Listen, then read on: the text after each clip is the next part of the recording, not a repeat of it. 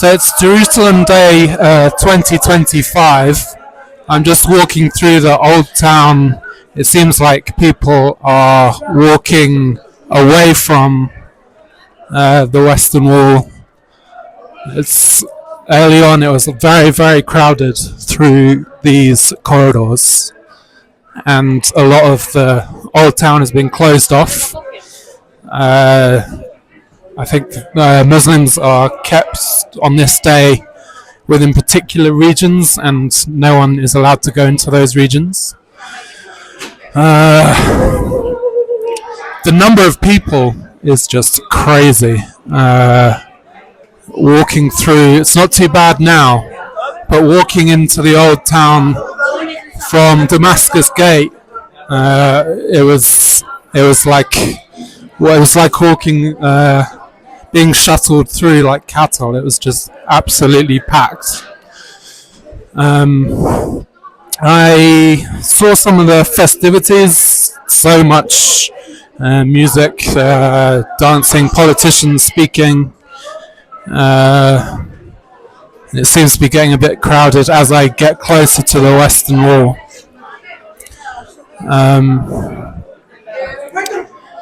But thoughts, it's a lot bigger than last year. I was here for last year, and this is much bigger. This is much crazier.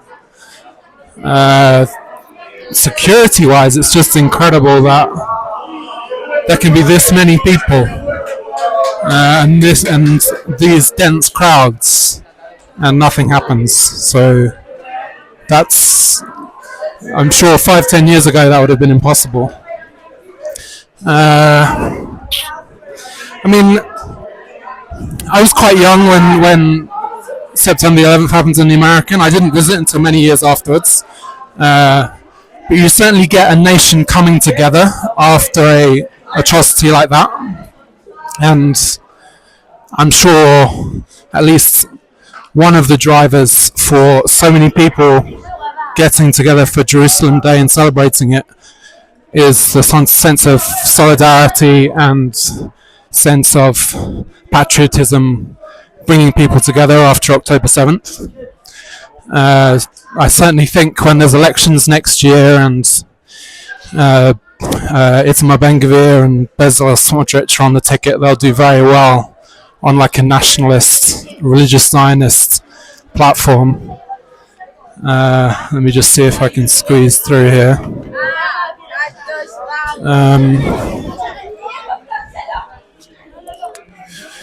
I might need to end this before I get close to the security for the Western Wall. But yeah, crazy. Loads of people, amazing energy. Really hard to navigate around the old town on a day like this. And yeah, so Jerusalem Day is celebrating the unification of Jerusalem. Arab nations attacked Israel in 1967, and Israel emerged victorious after a 6-day war. And this is the day that they celebrate that victory and that reunification of Jerusalem and Jewish control of Jerusalem. Unfortunately, despite now controlling the Temple Mount, where the future third temple could be built, they now control that land, like the Jews and the Israelis, but they kind of cucked out in 1967 and put it under the control of a Muslim authority, which was a little disappointing, but you can't really judge historic decisions 50 years down the line. I'm sure there were strong rationales for doing it at the time. But there's certainly possibility with political platforms like Ben-Gvir's, like Smotrich's. I'm sure Netanyahu's sympathetic too, that progress can be made towards administering the Temple Mount where the future third temple could be built, and that's one stepping stone towards starting building of a third temple on the Temple Mount. But yeah, hopefully hopefully the Jewish nation in Israel will ride this wave of optimism and patriotism. That's certainly, at least partly, being driven by solidarity after the October 7th attacks. So yeah, a few thoughts on Jerusalem Day in 2025 in the old town of Jerusalem, just before I get stopped by security trying to get close to the Western Wall.